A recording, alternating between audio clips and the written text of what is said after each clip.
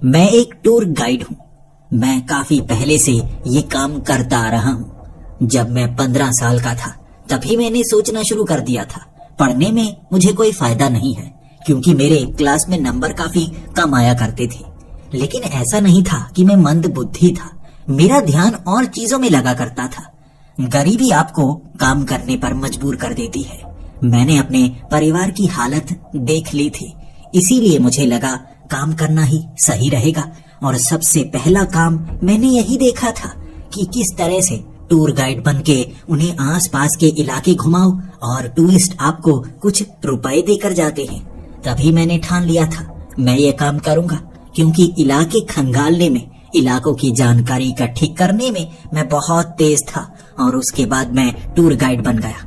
पिछले 7 सालों से मैं ये काम करता आ रहा हूँ और मेरा कोई मुकाबला नहीं है। यहाँ सबसे ज्यादा रुपए मैं ही लेता हूँ, क्योंकि मैं उन टूरिस्ट को उन जगहों में घुमाता हूँ जहाँ कोई और नहीं घुमाता।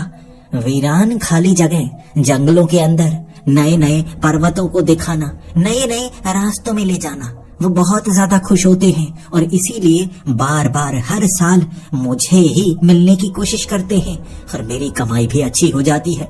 मुझे घूमना फिरना हमेशा से पसंद था और मुझे ये काम भी बिल्कुल वैसा का वैसा ही मिला। 7 सालों में मैं ऐसे ऐसे इलाके ढूंढ चुका हूँ जो किसी को पहले पता ही नहीं थे। वो तो माना करते थे कि इन पहाड़ों में बने हुए ये जंगल हैं और इन जंगलों में जैसे जाने का कोई खास फायदा नहीं है। लेकिन मैं उन जंगलों में भी उन टूरिस्ट को ले जाया करता था, ये सोचकर कि उन्हें ये नया इलाका अच्छा लगेगा। लेकिन कई बार उनके साथ वहां पहुंचकर मुझे पता चला कि वहां तो खंडहर बने हुए हैं। वो बड़े बड़े पेड़ उन खंडहरों को अपने अंदर समाये हुए हैं। किसी जमाने में यहाँ भी ये जो खंडहर हैं ये किले होते होंगे। मैंने इसकी जानकारी पुरातत्व विभाग को भी दी थी और मुझे कई बार इनाम भी मिल चुका है। शायद यही कारण है मैं उन जंगलों में खोया खोया सा रहता हूँ। लेकिन जब यहाँ बहुत ज्यादा गर्मी पड़ने लगती है, उस समय कई टूरिस्ट जैसे कम हो जाते हैं। वो समय इंतजार करना पड़ता है। 1-2 महीने बिल्कुल कमाई नहीं होती और मैं उसका भी अच्छे से फायदा उठाता हूँ। उन जंगलों में घूमना, नई नई जगह ढूंढ निकालना और वहाँ पर निशानी लगाना या छोटा सा हट बना देना, जिसके बाद उन टूरिस्ट को वहाँ लेकर आना और नई सी कहानी बता देना। यही मेरा काम इतने सालों से चल रहा है, जिसमें मैंने ढेर सारी कमाई की है। इस बार भी कुछ ऐसा ही था। 5 ऐसे ही टूरिस्ट जो अमेरिका से आए हुए थे, वो इन जंगलों को, इन पहाड़ों को देखना चाहते थे। मैं भी उनके ही साथ चल पड़ा।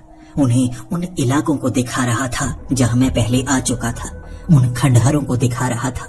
लेकिन वो उससे भी आगे जाना चाहते थे। इससे पहले भी वो यहाँ पर आ चुके थे।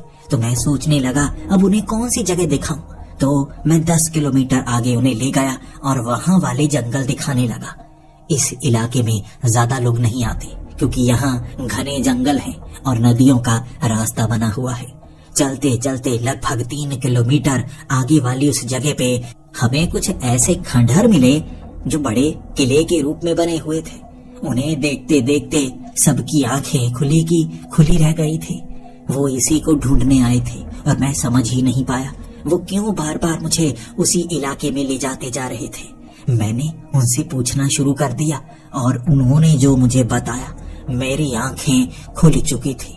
वो इस जंगल में बार बार इसलिए नहीं आते थे कि वो किसी खास जगह को ढूंढ पाएं, बल्कि वो ढूंढना चाहते थे एक ऐसे प्रेत को जो कहते हैं कि 600 सालों से इन पहाड़ों में घूमता आ रहा है। जहाँ पर मेरा घर भी है, कहते हैं कि वो प्रेत वहाँ पर भी आता है। लेकिन अमेरिका में रहने वाले लोग ये बता रहे हैं मेरा तो वो घर है, हमने किसी ऐसे प्रेत की कोई कहानी सुनी ही नहीं। वो खंडहर मैंने उन्हें दिखा दिया था। वो वहीं पर रुकना चाहते थे, जबकि मैं तो वापिस आ गया था। वो घना जंगल है जहाँ पर अंधेरा भी बहुत जल्दी हो जाता है। तो मैंने सोचा मुझे वहां से बाहर निकलना चाहिए। मैं वहां से बाहर आ गया था। मैं वापस घर आ गया था और अगली सुबह मुझे यह खबर मिली कि वो जो 5 टूरिस्ट थे बहुत ज्यादा डर गए। उन पर उस जंगल में हमला हुआ है और हमला भी बहुत भयानक हुआ। वो एक अस्पताल में भर्ती थे। वहां मैं उनसे मिलने के लिए गया था। ऐसा कौन सा जानवर है जिसने उन 5 पर हमला कर दिया। वो किसी को बता नहीं रहे थे। कोई कह रहा था कि वो चीता था, तो कोई कह रहा था वो तेंदुआ था। यहाँ चीते पाए ही नहीं जाते, तो सब हैरान हो गए थे। लेकिन अकेले में उन्होंने मुझे वो राज बताया था कि वहां उस प्रेत ने उन पर हमला किया था। वो उस प्रेत से कुछ उगलवाना चाहते हैं, लेकिन वो प्रेत उन्हें बता नहीं रहा था, बल्कि उन्हें जख्मी कर दिया और कहा कि दोबारा उनका चेहरा नजर आया तो वो उन्हें मार डालेगा। मैं उनसे पूछ रहा कि ये प्रेत वाली बात सच साबित नहीं हो सकती। मैं इस इलाके का रहने वाला हूँ, मैंने कभी उस प्रेत को नहीं देखा। और उसके बाद उन्होंने मुझे जो जो जानकारी दी, मेरी आंखें फटी की फटी रह गई थी। मैं जानता ही नहीं था वो कहानी सच हो सकती है या नहीं। उन्होंने कहा 600 साल पहले यहाँ एक राजा था। वो राजा जैसे जमीन से उठा था। पहले उसका परिवार कोई शाही परिवार नहीं हुआ करता था, वो जंगलों में रहा करता था और उसने यहाँ के लोगों को इकट्ठा किया और अपना शासन बनाया। कहते हैं कि उसका शासन बहुत खुशहाल हुआ करता था, लोग बहुत खुश थे और उसके पास बहुत ज्यादा खजाना था। इतना खजाना कि किसी बड़े देश को खरीदा जा सके। ये धन उसके पास कहाँ से आया किसी को नहीं पता, लेकिन कहानियां दूर दूर तक फैल गई थी। जब खजाने की कहानियां और राजाओं के पास पहुंची तो उन्होंने सोचा कि यहाँ हमला करके उस राजा को हराया जाए और उसके खजाने को लूटा जाए। कई राजाओं ने यहाँ हमला करने की कोशिश की थी, लेकिन खाली हाथ वापस चले गए, क्योंकि उस राजा का जो किला था ना, वो ढूंढा ही नहीं जाता था। इतने घने जंगल में जानवरों के बीच वो जैसे बीमारियों से मरने लगते थे तो सभी वापस चले जाते थे। लेकिन एक राजा था जिसने बहुत सारे राज्य जीत रखे थे। वो अफगानिस्तान तक जीत पाना चाहता था और उसे लग रहा था अगर वो इस खजाने को पाले उसके बाद उसके पास बहुत ज्यादा धन आ जाएगा। कहते हैं कि वो राजा यहाँ पर आया था, लेकिन उससे पहले जो राजा यहाँ पर हुआ करता था, जिसके पास बहुत ज्यादा धन था, उसकी मौत हो गई। और जब उसकी मौत हो गई, उसके खजाने के बारे में कोई नहीं जानता था।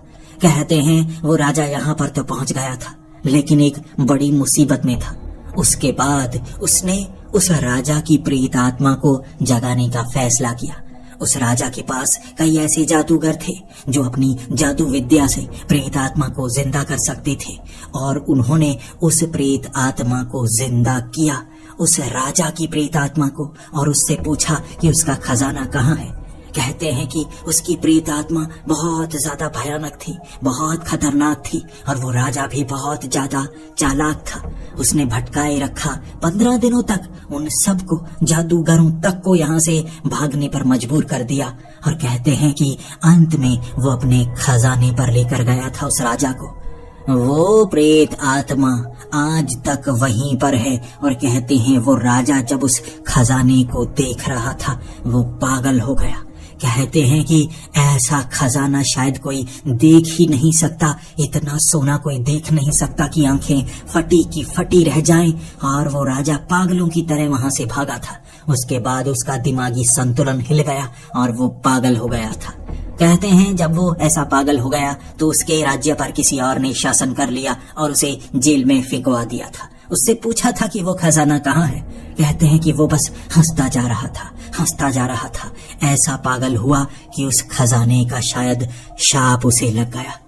ये 5 अमेरिकन उस खजाने को ढूंढने के लिए आए हुए थे, और ये कहानी मैंने कभी नहीं सुनी थी। आखिर उन्हें इस कहानी के बारे में कहाँ से पता चल गया? मैंने उसके बाद ठान लिया, अगर ये सच है तो क्यों ना उस खजाने को पाने की कोशिश मैं भी करूं। वहां की लाइब्रेरी में वो 600 साल पुराने राजा की कहानी ढूंढने की कोशिश की, और कई किताबों में मुझे छोटे छोटे हिस्से उस कहानी के मिल गए। सच में यहाँ पर एक राजा हुआ करता था, और लिखा हुआ था उसके पास इतना धन था, इतना धन था, कहते हैं उसे देखने के बाद इंसान पागल हो जाता था।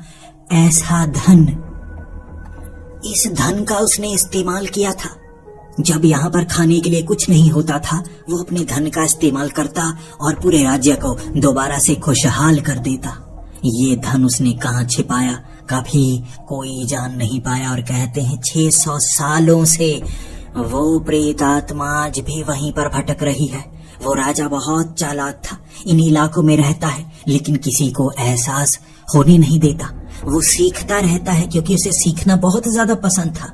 अब इन इलाकों के आसपास छोटे छोटे शहर भी बन चुके हैं और कहते हैं वो उन शहरों में घूमता है लेकिन कभी किसी को पता नहीं चलता।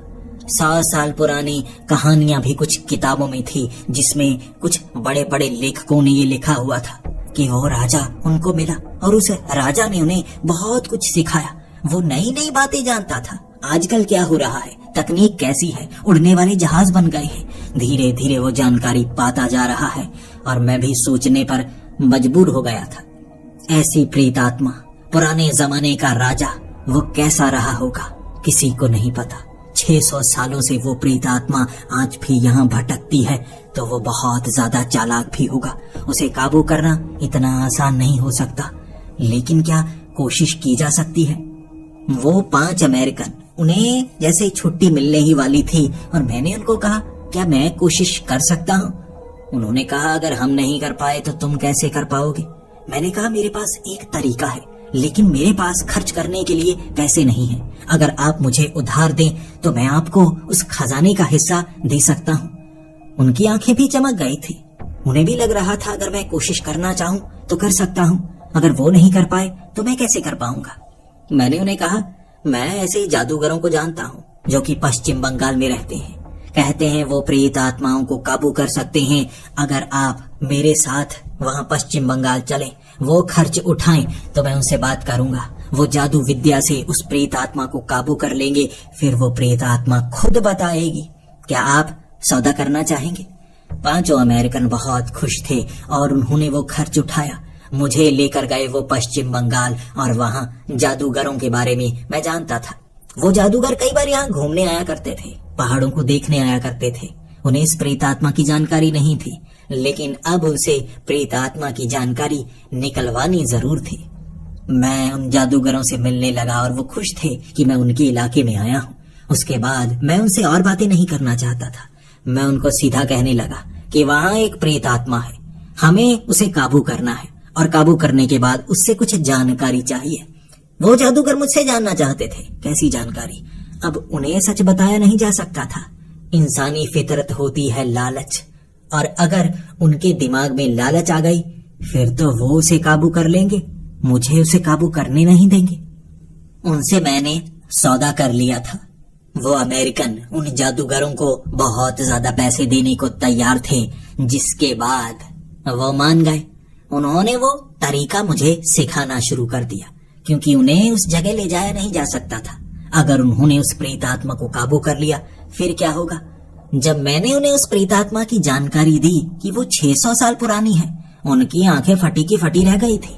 सभी के सभी जादूगर एक दूसरे को देख रहे थे और वहां पर एक बूढ़े जादूगर भी थे।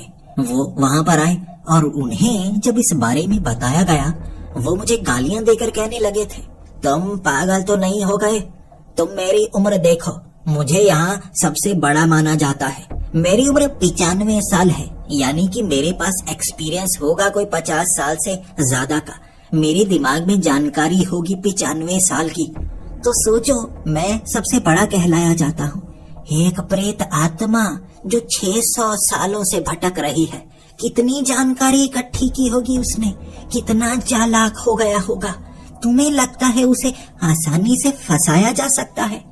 यहाँ जितनी जादूगरों की टोली है, अगर ये सब भी लग जाएं, उसे पूरी तरह से कंट्रोल नहीं कर पाएंगे।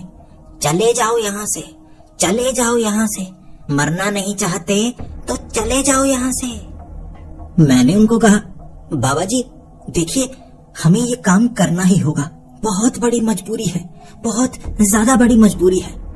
तब वो जैसे जमीन की तरफ देखने लगे और फिर कहने लगे, अगर मजबूरी है तब तो ये काम करना ही होगा, लेकिन तुम्हें पता होना चाहिए ये काम कितना ज्यादा मुश्किल है। 600 सालों में जानकारी बहुत ज्यादा मिल जाती है, लेकिन प्रेत आत्मा जब वो इंसान रहा होगा तो उसके जो स्वभाव से जुड़ी हुई है वैसा स्वभाव उसका होगा। समझो कि अगर तो वो दरिंदा राजा था तो तुम्हें दरिंदे की प्रेत आत्मा का मुकाबला करना होगा और वो बेरहमी से तुम्हें मार सकता है। मानो कि मरने से पहले उस पर किसी चुड़ैल का साया था, तो चुड़ैल की शक्ति उससे जुड़ जाएगी और एक चुड़ैल की तरह बेरहमी से वो दर्द देगा, बहुत बुरी तरह मार सकता है, जैसा उसका स्वभाव रहा होगा। लेकिन अगर वो बहुत अच्छा इंसान था, बहुत ज्यादा अच्छा इंसान था, तो बड़े प्यार से बात करेगा, तब उससे वो काम अगर करवाना है तो करवाया जा सकता है। ये तुम्हें समझना होगा। मैंने बाबा को कुछ बताया नहीं था, जैसे बाबा को अपने आप पता लग गया कि वो राजा की प्रेत आत्मा है। मैंने बाबा को पूछा, बाबा जी, राजा की प्रेत आत्मा नहीं है, आपको गलतफहमी हुई है। तब बाबा ने कहा, राजा की प्रेत आत्मा नहीं है, वो राजा, उसका खंडहर किला, वो खजाना, मैं सब जानता हूँ। तुम्हारी आंखों के अंदर घुसकर तुम्हारे दिमाग में क्या चल रहा है हर चीज पढ़ चुका हूँ। लेकिन यहाँ तुम्हें क्या लगता है, ये जितने भी जादूगर हैं ये रुपयों के लिए ये काम करते हैं? तुम्हें क्या लगा हम वो खजाना पाने के लिए खुद पागलों की तरह वहां पर चले जाएंगे और उस प्रेत आत्मा को खुद अपने काबू में करने की कोशिश करेंगे? अगर तुम्हें वो करना है तो तुम करो, मैं इन्हें कह दूंगा कि तुम्हें सिखाना, लेकिन याद रखना उसका स्वभाव। अगर तो वो हंसमुख हुआ, मजाकिया हुआ तो काम आसान हो जाएगा। अगर वो चालाक हुआ, बेरहम हुआ तो मुश्किल काम होगा और तुम्हारी जान भी जा सकती है। बाबा ने ये कहा और मैं समझ नहीं पा रहा था क्या करूं। मैंने उन अमेरिकन साथियों से बात की और वो कहने लगे, कहा जाता है ना कि उसके पास बहुत ज्यादा खजाना था, यानी उसका दिमाग तो बहुत ज्यादा तेज था, लेकिन वो लोगों की भलाई किया करता था, मतलब कि वो अच्छा था, बेरहम नहीं था। और उस खजाने पर शाप है, वो तुम्हारी मदद कर देगा। मुझे उन्होंने मना लिया था, और वैसे भी इतना खजाना की आंखों से देखा ना जा सके कौन नहीं पाना चाहेगा। मेरी जिंदगी सफल हो जाएगी अगर हम 6 लोग आपस में बांटेंगे भी, तब भी इतना बड़ा खजाना खत्म नहीं हो सकता। बस मुझे उस प्रेत आत्मा को काबू करना है। मैंने उन जादूगरों को कह दिया कि सिखाइए मुझे, और उन्होंने मुझे सिखाना शुरू कर दिया। 25 दिनों तक उन्होंने सिखाया था कि एक पुरातत्व प्रेत आत्मा को कैसे काबू किया जाता है। लेकिन अंत में मुझे ये भी बताया था कि जब मैं उसे काबू कर लूंगा तो मैं उससे जुड़ जाऊंगा, वो मुझसे जुड़ जाएगा। ना वो मुझसे ज्यादा दूर जा पाएगा, ना मैं उससे ज्यादा दूर जा पाऊंगा। उसके बाद उससे पीछा छुड़ाना होगा। मैंने कहा, पीछा कैसे छुड़ाऊंगा? उन्होंने कहा, वो आखिरी काम, जब तुम वो आखिरी काम करोगे जो या तो तुम करना चाहते हो या वो करना चाहता है, फिर छुटकारा मिल जाएगा। सबसे पहले जाकर यही कहना कि मुझे खजाना चाहिए। जब अंत में खजाना मिल जाएगा तो वो तुम्हें छोड़कर आजाद हो जाएगा, फिर से आजाद हो जाएगा। बस याद रखना, बिना खजाना लिए वो तुम्हें छोड़ने वाला नहीं। और मैंने कहा, यही तो मैं चाहता हूँ कि वो मुझे छोड़े ना जब तक खजाना नहीं बताता कहाँ पर है। जादूगरों से सब कुछ सीख लिया, पूरे तरीके जान गया था। वो अमेरिकन मेरे साथ आना नहीं चाहते थे, भले ही बहुत दूर से आए थे, लेकिन उन 5 को उस प्रेत आत्मा ने डरा कर रख दिया था। वो राजा की प्रेत आत्मा, जिसका नाम तक किताबों में दर्ज नहीं था, बस उसे राजा ही कहा गया। मैं जानने वाला था कि उसका नाम क्या है। उसी जंगल में मैं घुस चला। वक्त अंधेरे का था। उस प्रेत आत्मा को अंधेरे में काबू किया जा सकता है, और उससे बचने के लिए मैंने शरीर पर सिंदूर मला हुआ था। सिंदूर मलने के बाद कुछ हल्दी लगा ली, जिस कारण अगर वो मुझे छू कर मारने की कोशिश करेगा तो वो खुद जलना शुरू हो जाएगा। जब तड़पेगा तो खुद ब खुद दूर भागेगा। लेकिन मुझे उसे अपने करीब लाकर अपनी तंत्र विद्याओं से काबू करना होगा। जब वो मेरे काबू में आ जाएगा, फिर मैं उससे काम करवा पाऊंगा, और सबसे पहला काम उसे ढूंढने का है। मुझे उसे ढूंढना था, और मैं जानता था उसी खंडहर में वो शायद उसका किला रहा होगा। छिपे हुए किले बनाए होंगे उसने इस इलाके में। मुझे ढूंढना होगा उसका किला कहाँ पर है।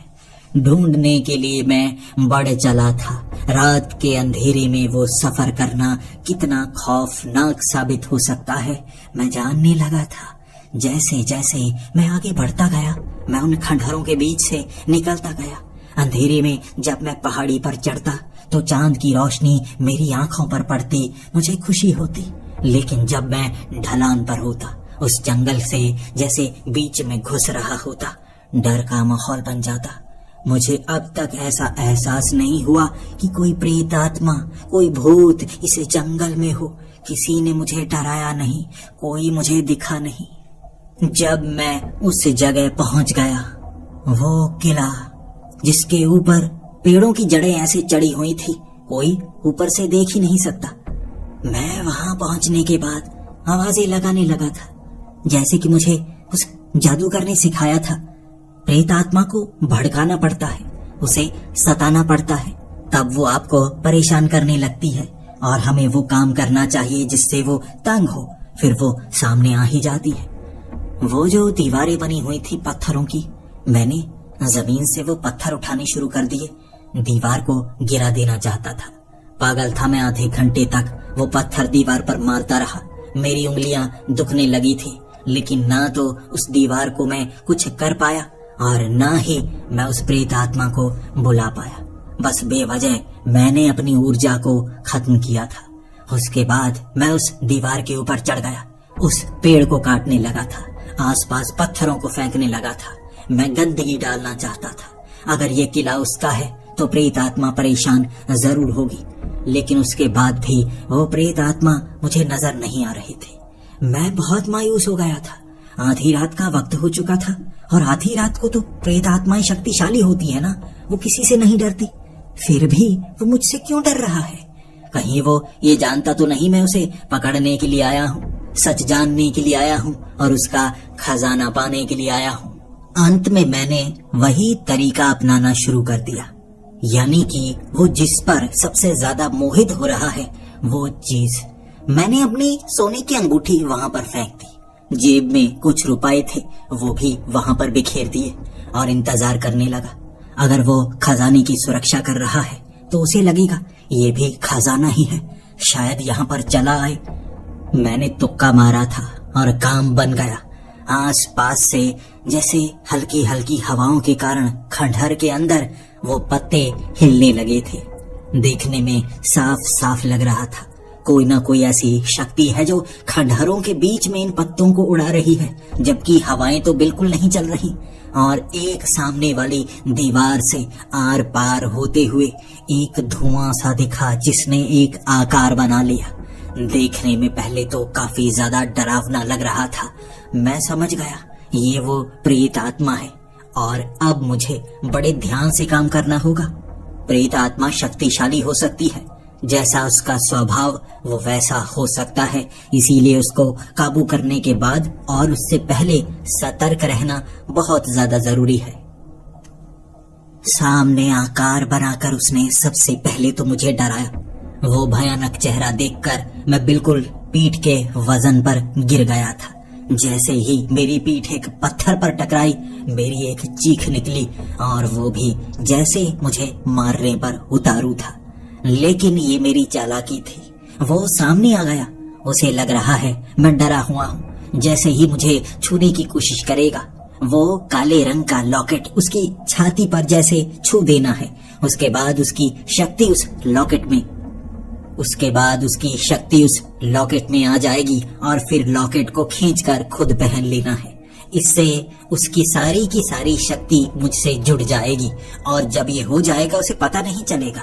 मुझे यहाँ से बस भागना है, खुद को बचाना है और उसके बाद उस जादू विद्या का इस्तेमाल करना है आग जलाकर।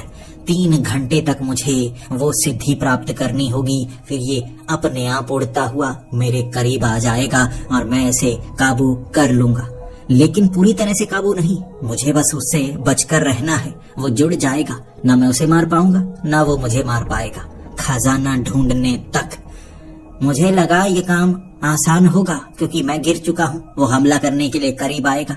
जैसे ही मैं जेब से लाइटर निकालने वाला था, वो सामने आया और एकदम से गायब हो गया। मैं वो लॉकेट को निकालकर उसकी छाती पर लगाना चाहता था, लेकिन जेब से लाइटर निकालकर आग जलाने लगा, जैसे उसे लगे कि वो लॉकेट से कुछ करना नहीं चाहता था। अब मैं देख रहा वो किस तरफ से मुझ पर हमला करेगा। कभी वो दाईं तरफ से आता, मैं एकदम से लॉकेट निकालने वाला होता, वो गायब हो जाता। फिर वो बाईं तरफ से आता, मैं लॉकेट निकालने वाला होता, वो गायब हो जाता। ऐसा ही होता रहा। वो हर दिशा से उड़ता हुआ रहा था और मैं बार बार गिर रहा था। कभी तो गिरने के कारण पीठ पर चोट लगती, तो कभी मेरा सर किसी पत्थर पर टकराता। वो बिना छुए मुझे जख्म देता जा रहा था और मुझे लगा मुझे किसी संकरी सी जगह पर जाना चाहिए, कोई ऐसी जगह जो सुरंगनुमा हो, एक ही तरफ से सीधा आने का रास्ता हो, वहीं से मैं उसे आसानी से पकड़ पाऊंगा। मैंने ये तरकीब अपना ली थी। उसके बाद मैं इंतजार करने लगा कब वो सामने से मुझ पर वार करे। मैं संकरी जगह पर घुस चुका था और इंतजार कर रहा कि सामने से वो कब आएगा, लेकिन वो पीछे वाली दीवार से निकलकर मेरी गर्दन को घोंटने लगा। जैसे ही मैंने लॉकेट उसकी छाती पर छूने के लिए आगे की तरफ किया, वो गायब हो गया। बहुत मुश्किलों का सामना करना पड़ रहा था और मुझे ऐसा लग रहा था कि उसे कहीं पता तो नहीं लग गया कि मैं उसे काबू करना चाहता हूँ। वैसे भी 600 सालों से वो यहीं पर भटक रहा है। दिमाग तो बहुत ज्यादा तेज होगा और हो सकता है खजाने की बात और लोगों को भी पता लगी हो, वो भी उसे काबू करने की कोशिश कर चुके हों। कहानियों में तो बताया गया है ना, कई राजा आए थे खजाना ढूंढने के लिए और जैसे उनका दिमागी संतुलन बिगड़ता गया। कुछ लोगों ने तो बताया तक नहीं यहाँ आने के बाद क्या क्या हुआ, वो वापस कहाँ गए, वो कहानियां नहीं बताई गई। खजाना खतरनाक है या ये प्रेत खतरनाक है, मैं बस ये सोचे जा रहा था। वो मेरी चाल पढ़ रहा था कि मैं कब उसकी तरफ बढ़ता हूँ, कुछ हाथ में लिए। शायद वो समझ गया था मैं कुछ करना चाहता हूँ, उसे इसके बारे में पता होगा। मैंने अपना हाथ बड़ी तेजी से घुमाना शुरू कर दिया और उसने भी अपनी रफ्तार बढ़ा दी। कभी दाईं तरफ की दीवार से निकलता, कभी बाईं तरफ की। वो बार बार मुझ पर हमला करने की कोशिश करता, दीवार पर दे मारता, उठाकर पटक देता। बार बार ऐसा कर रहा, लेकिन हाथ में मेरा वो लॉकेट, मैं उसकी छाती पर छू नहीं पा रहा था। ना मैं यहाँ से भागना चाहता था, मैं क्या करता, मेरी समझ में कुछ नहीं आ रहा। तब वो सामने धुआं बनकर खड़ा हो गया। मैं भागा उसकी तरफ उसे पकड़ने के लिए और वो गायब हो गया। उसे पता चल गया था मैं उसे काबू करना चाहता हूँ। बार बार वो अलग अलग दिशा पर खड़ा हो जाता और मैं वहां पहुंच नहीं पाता। मैं मायूस हो गया, इसे काबू नहीं किया जा सकता, इसे काबू नहीं किया जा सकता। वो जैसे जमीन पर सट गया। उसके बाद मैं उसकी तरफ क्या बढ़ता, मैं समझ नहीं पाया और उसने मुझ पर वार किया। मैं अब उससे दूर भागना चाहता था। कहते हैं जो किस्मत में लिखा है वो तो होता ही है। वो मेरे आगे खड़ा था, मैं पीछे भागा और वो जल्दी से मेरे पीछे जैसे जमीन पर सट गया मुझ पर वार करने के लिए। लेकिन मेरा पैर किसी पत्थर पर फंसा और सीधा मैं उसके ऊपर गिरा। मेरा हाथ जिसमें लॉकेट था सीधा उसकी छाती से टकराया। वो धुआं था, लेकिन छाती पर लॉकेट टकराने के बाद लॉकेट जैसे चिपक गया था। झटके से मैंने उस लॉकेट को खींचा। जो काम मैंने करना था वो काम मैंने कर लिया था। फिर मैं भागने लगा और वो मुझे रोकने लगा। अब मुझे यहाँ रुकने में कोई फायदा नहीं था। जो काम मैं करना चाहता था वो काम कर चुका था।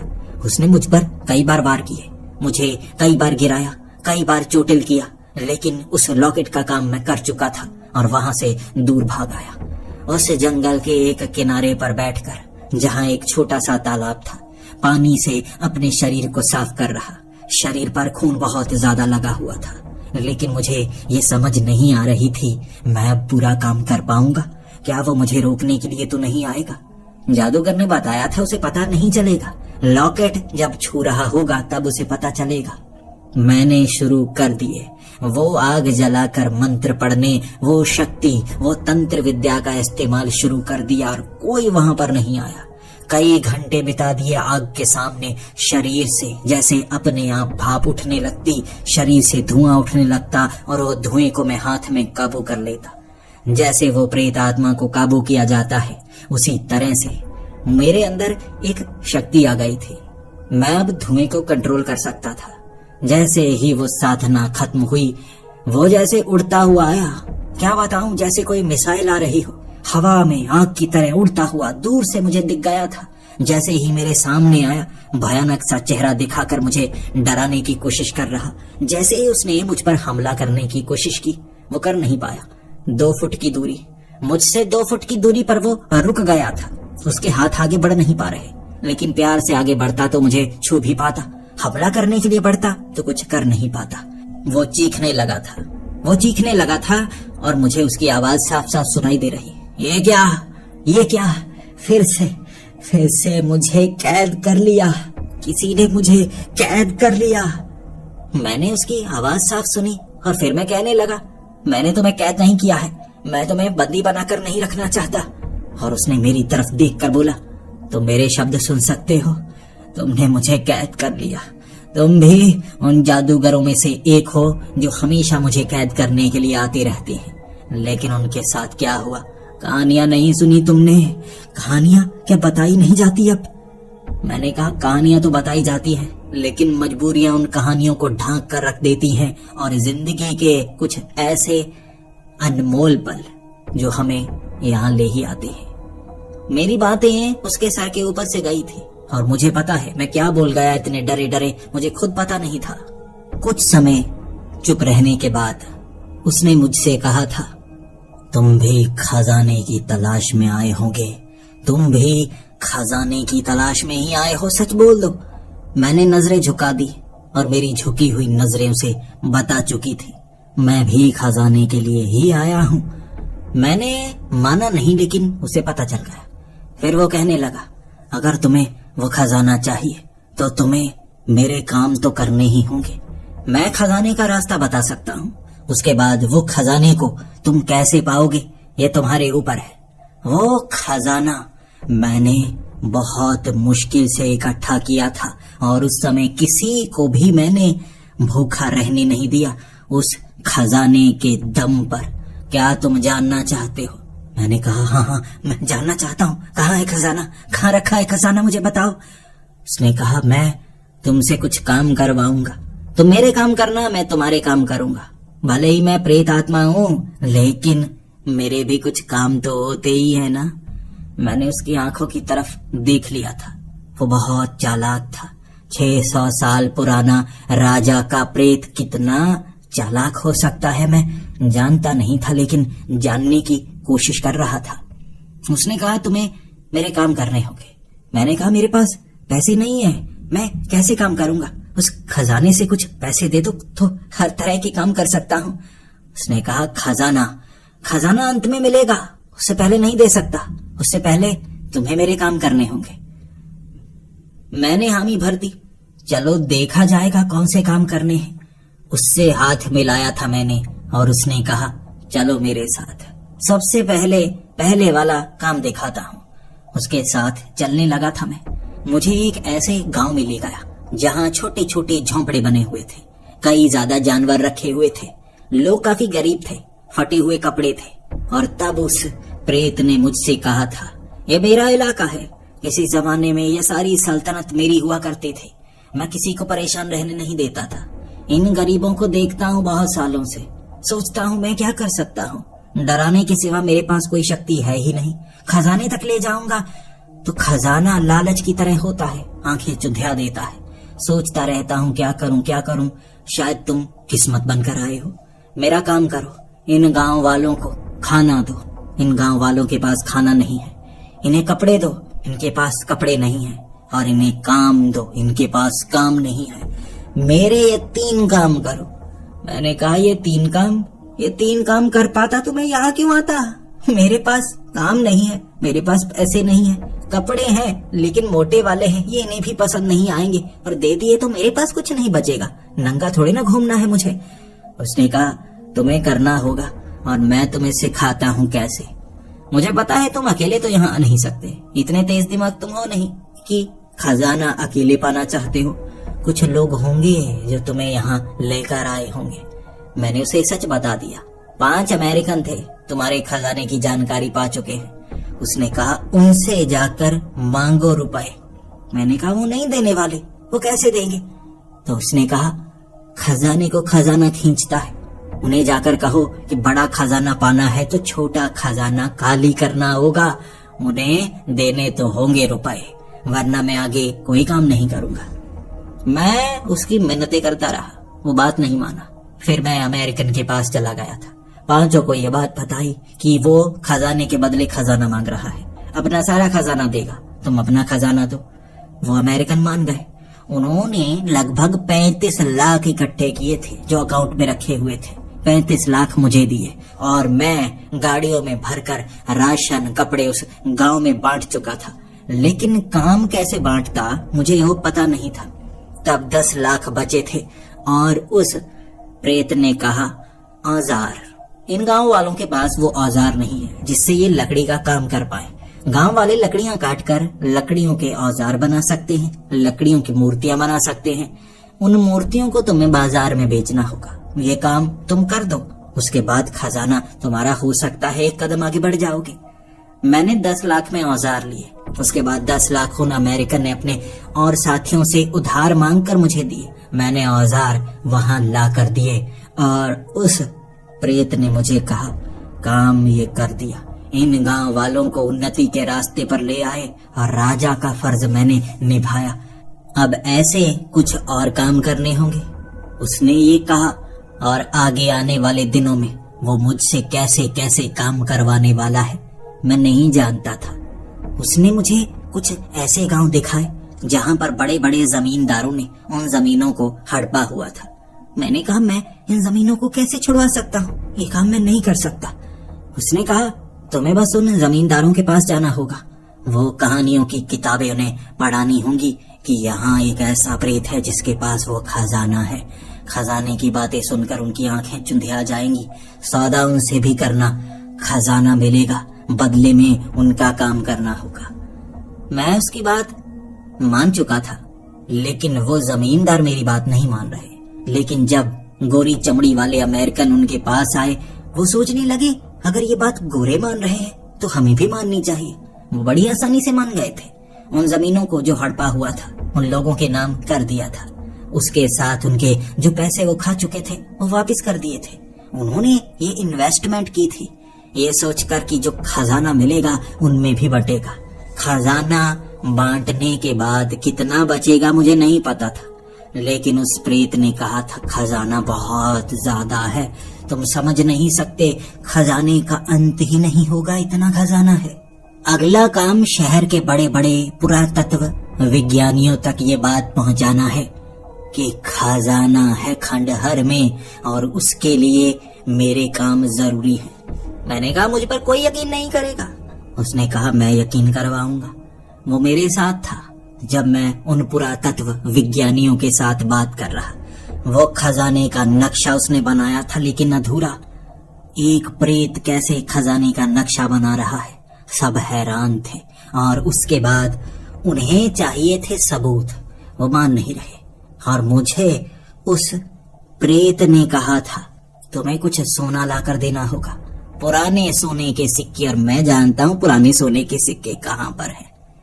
मुझे भारत की सरहद के अंदर बिहार के एक बड़े बिजनेसमैन से सोने के सिक्के लेने थे और उसे भी कहना था कि खजाने में हिस्सा उसे भी मिलेगा। सोने के सिक्के मुझे मिल गए। वो प्रेत की बात उन्हें भी समझ में आ गई थी। हर कोई खजाना पाना चाहता था। भीड़ बनाकर काठमांडू में सब इकट्ठा हो रहे थे। ये खबर आग की तरह फैलती जा रही थी कि वो पुराना खजाना उन खंडहरों में गड़ा हुआ है। सैकड़ों साल बाद फिर से वो बात चलने लगी थी कि खजाना मिलने वाला है, खजाना मिलने वाला है। सोने के सिक्के पुरातत्व विज्ञानियों को दिए और उनसे सरकारी काम करवाए। वो आसपास के गांव में बिजली और पानी की पूरी तरह से व्यवस्था नहीं थी। उसके साथ व्यापार के साधन नहीं थे। वो गांव में व्यापार के साधन होने लगे। उस इलाके को बिल्कुल पुराने राजपाट के शासन की तरह बना दिया गया था, जैसे वो गांव से खजाना मिलने वाला हो। हर कोई उस गांव में रहना पसंद कर रहा। हर किसी को वहां आसपास घर चाहिए था ताकि हिस्सेदारी में किसी भी तरह की परेशानी ना हो। सरकारी लोग तक वहां जमीनें खरीदने लगे थे और जमीनें खरीदी जा रही थी। वो जंगल के बीच में उन गांव में, और गांव वालों को रोजगार मिलने लगा था। वो पहली शर्त अब पूरी हो रही थी कि उन्हें काम भी देना है।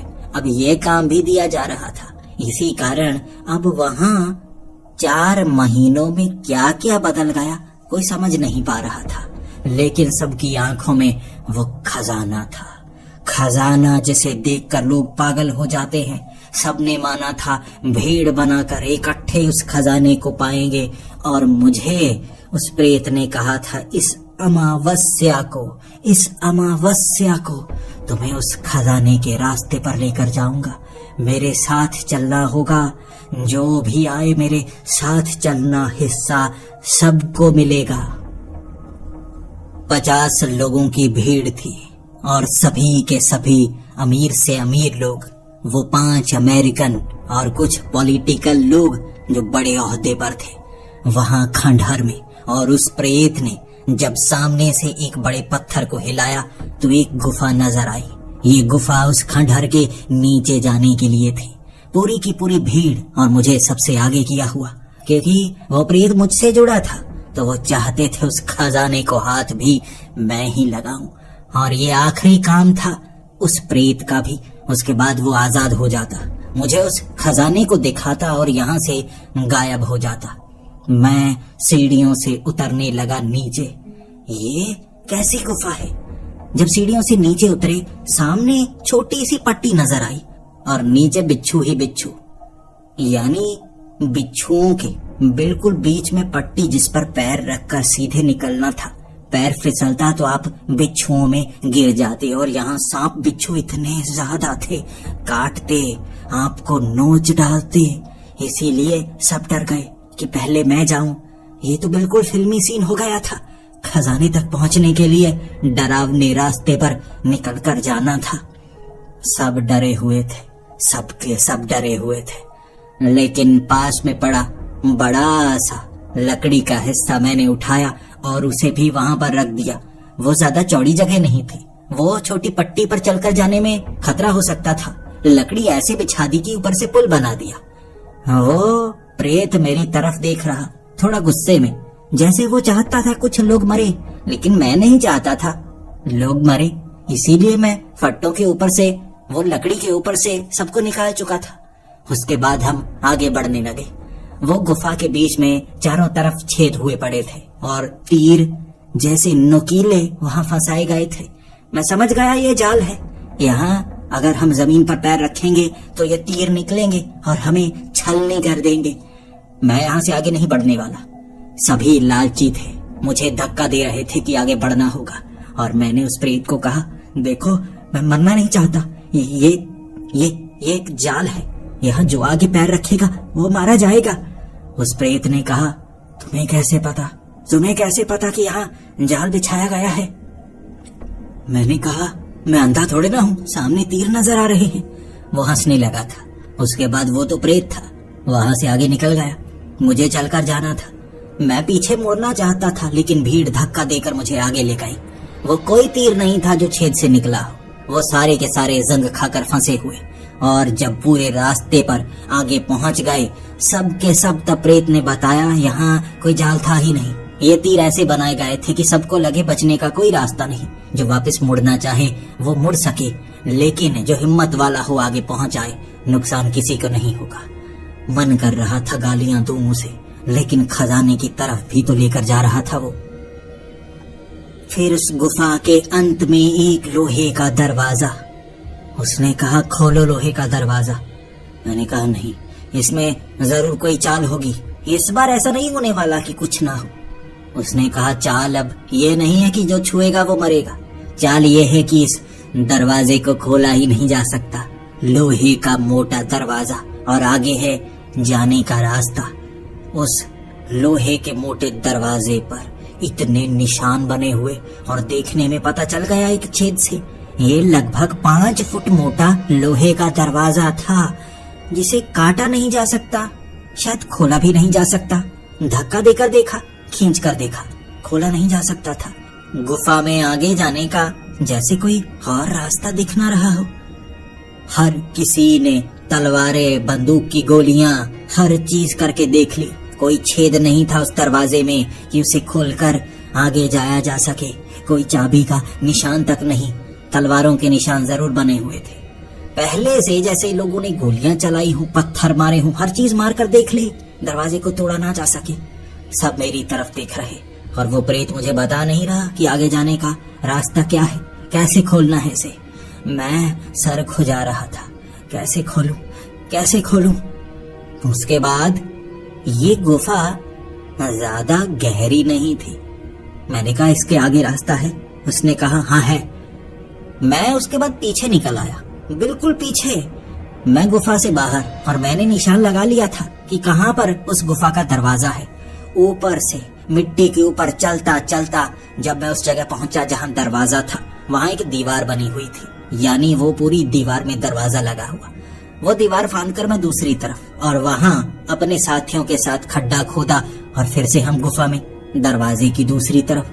फिर से वो प्रेत मुंह में गालियां सी निकाल रहा था, जैसे बहुत ज्यादा चिढ़ा हुआ हो। उसे नहीं पता था कि मैं भी कितना चालाक हूँ।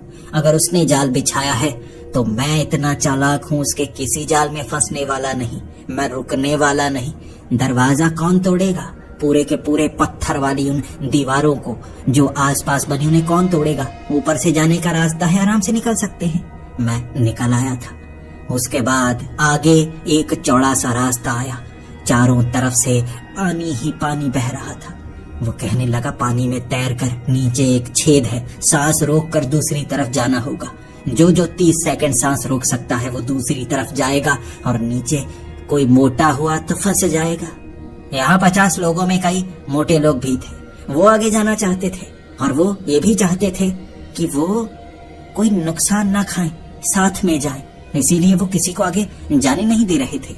और उस प्रेत ने कह दिया था, जब इस छेद से आगे निकलोगे, वो बड़ा एरिया, वो बड़ी जगह जहाँ खजाना रखा गया है, और आगे जाने की जरूरत नहीं है। हर किसी की आंखें चमक गई। सब सोच रहे खजाना, अनंत खजाना मिलेगा, अनंत खजाना। वो जो अमेरिकन थे वो भी बड़े चालाक थे, डायनामाइट लेकर आए थे। वो बड़े से पत्थर को उन्होंने डायनामाइट से उड़ा दिया था। जो छेद नीचे था वैसा ऊपर छेद भी बना दिया था, और आगे जाने का एक बड़ा सा रास्ता नजर आया। वो सन्न था प्रेत। आखिरी काम हो गया। जैसे ही हम उस जगह पहुंचे, हर किसी ने फ्लड लाइट अपने पास रखी हुई, और वहां लाइट ही लाइट कर दी। दूर दूर तक रोशनी पड़ने लगी। हमें अंदाजा था यहाँ कितना सोना हो सकता है, लाखों टन। लेकिन वहां पत्थर, सिर्फ पत्थर ही पत्थर चारों तरफ पड़े हुए, और बीच में एक और पत्थर, और उस पत्थर के ऊपर एक पत्थर की ईंट बनी हुई, और उस ईंट के ऊपर देवनागरी में खजाना लिखा हुआ था। हर कोई भौचक्का होकर देख रहा। कहाँ है खजाना? कहाँ है खजाना? सोना कहाँ है? कहाँ है हीरे जवाहरात? कुछ होने चाहिए। मेरे सवाल भी यही थे, कहाँ है खजाना? और वो प्रेत कह रहा, देखो दिख नहीं रहा, वो रहा खजाना। और मैंने नई भाषा में लिखा है जो सब इस्तेमाल करते हैं, देवनागरी। इसी लिपि में नेपाली भाषा भी है, हिंदुस्तानी भाषा भी है। तुम्हें तो समझ में आ जानी चाहिए ना, नई भाषा में लिखा हुआ है। वो ईंट, क्या हम ईंट के लिए आए हैं? बेवकूफ मत बनाओ, बेवकूफ मत बनाओ। वो खजाना बताओ जो पुराने जमाने से तुमने रखा हुआ है, जिससे तुम सबकी भूखमरी मिटाया करते थे, जिससे तुम अपना राजपाट चलाया करते थे। कई राजाओं ने हमला किया था, खजाने तक पहुंचकर पागल हो गए थे वो। तब उसने बताना शुरू किया, खजाना यही है, यही तो है खजाना, और असली खजाना ना होना ही तो है। कोई खजाना नहीं था मेरे पास, कभी कोई खजाना था ही नहीं। गांव में पला बड़ा था, खजाना कभी मैंने रखा ही नहीं। बस ये अफवाह कि मेरे पास अनंत खजाना है लोगों के कानों तक पड़ती गई, और उस खजाने को पाने के लिए वो मुझे धन दिया करते। एक राजा के पास जाता कि मेरे पास खजाना है, वो मुझे धन देता। उस धन को मैं दूसरी जगह लगाता, उन लोगों को कहता मेरे पास खजाना है, डरो मत, तुम कभी नहीं मरोगे, कभी कोई भूखा नहीं रहेगा। खजाने की आड़ में हर कोई मेरे पास उसे पाने के लिए आता, और मुझे धन मिलता रहता।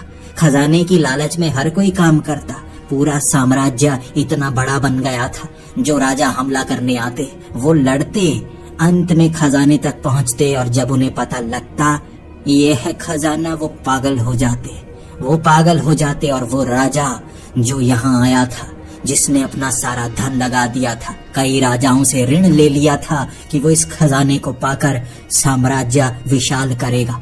जब वो यहाँ पहुंचा, इस पत्थर को देखकर रोने लगा था। मुझे गालियां दी थी उसने और कहा था अब मैं क्या करूंगा। मैंने कहा तुम ही तो आए हो, अब तुम देखो, जैसे मैंने खजाना बनाया था झूठा वाला, तुम भी बनाए रखो कि खजाना है तब मिलेगा और धन दो मुझे। इस तरह धन इकट्ठे करते जाओ। लेकिन वो पागल हो गया, वो यहाँ हंसता हंसता गया था, खजाना खजाना। और इसी तरह सब लोग जो यहाँ तक पहुँच पाए वो पागल हो गए। पीछे जितने लोगों की भीड़ थी वो ये कहानी जान चुके थे। सब के सब धन की आड़ में सारा पैसा लगा चुके थे, जमीनें खरीद डाली थी उन्होंने, वो यहाँ व्यापार करने लगे थे। गांव वाले तो संतुष्ट हो गए थे, गांव वाले तो तरक्की के रास्ते पर चल पड़े थे।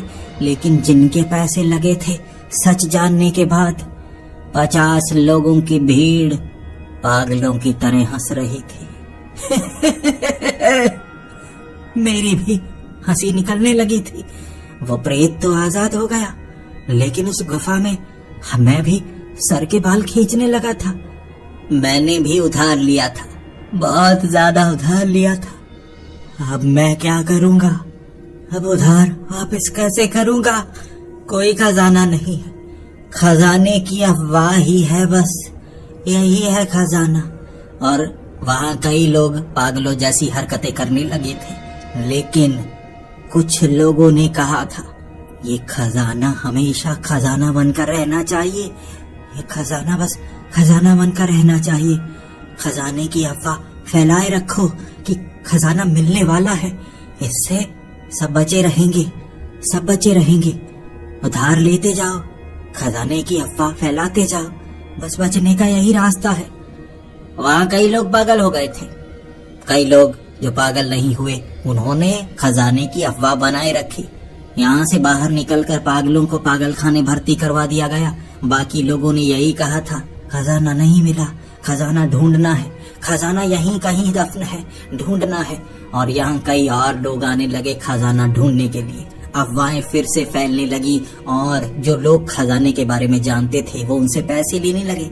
हम बताते हैं खजाना कहाँ है, लेकिन ढूंढना उनको है। जमीनों के रेट महंगे होने लगे। जो बचे थे खजाने के राज को मन में दबाए और धन पाते गए और इलाका साम्राज्य की तरह बनता गया। अफवाह, असल में खजाना यही था कि खजाना असल में नहीं है, बातों में है। और मैं भी यही कहता हूँ, आपको भी ये एक ऐसी खजाने की कहानी है। वो खजाना कहते हैं उसका अंत नहीं होता, इतना विशाल खजाना। क्या आप पाना चाहते हैं? आइए काठमांडू से आगे इन जंगलों में आइए ढूंढने के लिए। मैं खुद घुमाने लेकर जाऊंगा, लेकिन फीस महंगी होगी। खजाना अनंत है। अगर आप ढूंढ पाए, अगर आप ढूंढ पाए तो आपकी पुश्तें सोचेंगी क्या आप वो खजाना पाना चाहते हैं।